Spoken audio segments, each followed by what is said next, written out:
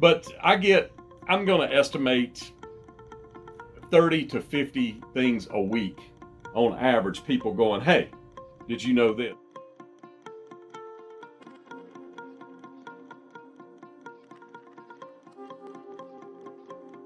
There's a lot of crazy. I mean, like off the charts crazy.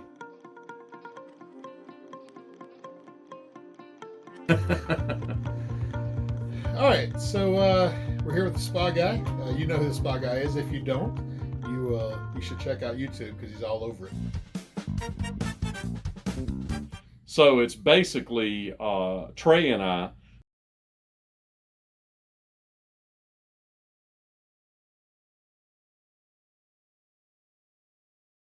But I also have other people that I can contact. Sally Hodell, she wrote an Elvis book.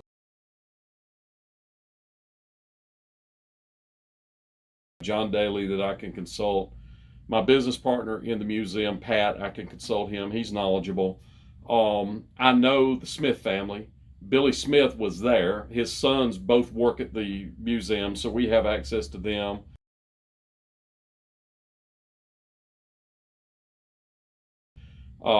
Major collectors, Stephen Schutz would be one that would come to mind, Tom Salva, Tennessee Ted.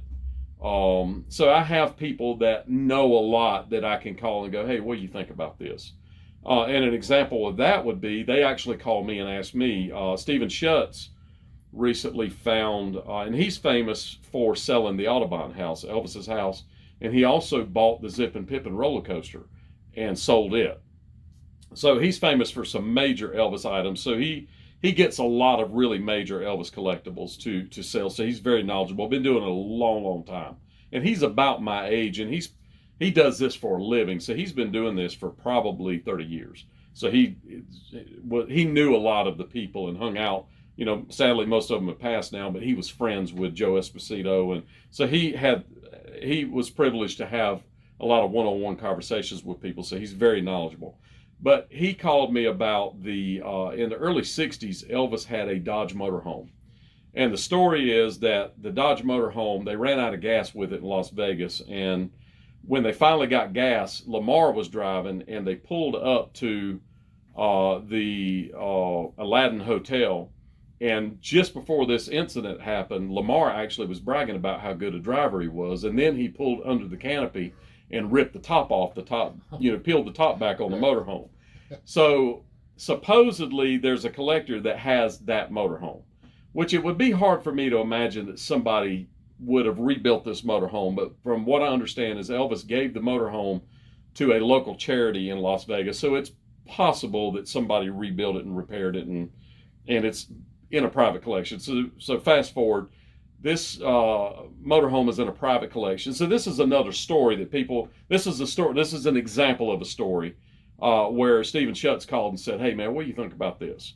So I said, I don't know, but I'll investigate it. And suddenly this photo popped up. So anyway, he sent me some photos of it. It is in Florida in a private collection. It was caught in a hurricane.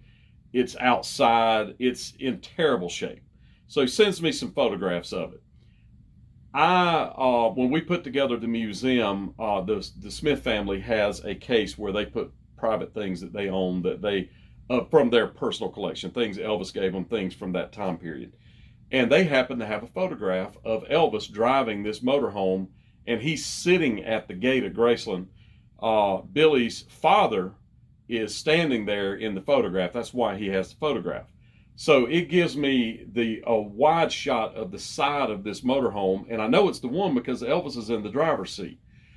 And I looked at that photo, and it's only about that big, but I looked at the photo, of course, and I took a photo of it so I had a record of it for myself.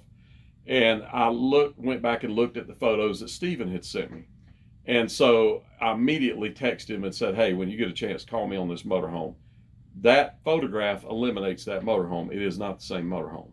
If it is, it has been drastically changed in ways that it would not normally be changed.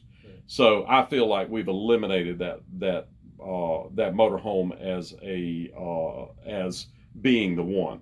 And the guy wants crazy money for it, and it will cost a couple of $100,000 to restore it. I would love to know where the motorhome is. And they could come up with provenance that Elvis owned. That there's also a story that he owned 2 Dodge motorhomes before the bus. He ended up getting a Vistaliner, flexible Vistaliner VL100 was the bus that was at Graceland for so long. And this is another little tidbit. This is something I'm revealing on this video that's not in my stuff. One of the reasons Billy Smith left Graceland, and he ended up getting fired when he worked for them. He was originally over the tour guides. And for those of you that don't know who Billy Smith is, Billy and Joe were the last 2 people to hear Elvis Presley sing. They were with him. Billy played racquetball with him that morning. Elvis sat down at the piano in the racquetball court and played 3 songs, went in the house. Billy went in, washed his hair, dried it, and he passed away later that day. Billy grew up with Elvis. There's photos of him at the Audubon house in '56. Elvis would have been 21 around that time, or 20, and Billy would have been, he's 8 years younger, so he'd have been about 13, somewhere in that neighborhood. And he's in those photos as a child. So he literally grew up with Elvis. He was there. And Billy told me that he got fired from Graceland because they were trying to force him to say that things were real that weren't real, like that bus. Now, this is the first I've heard of this recently.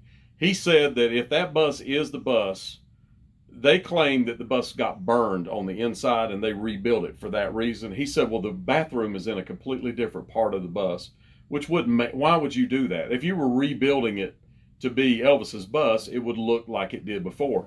He said there was things about the bus that were so completely different from the one that he rode on, and he spent a lot of time on that bus. He said that that was not the bus, and they were trying to make him say that it was the bus. So just a little heads up, there's other things that they are saying are the items that are not the items. Let's just say that. And I'll leave that there. So, I mean, I'm talking a lot, David. I'm not allowing you to ask any questions.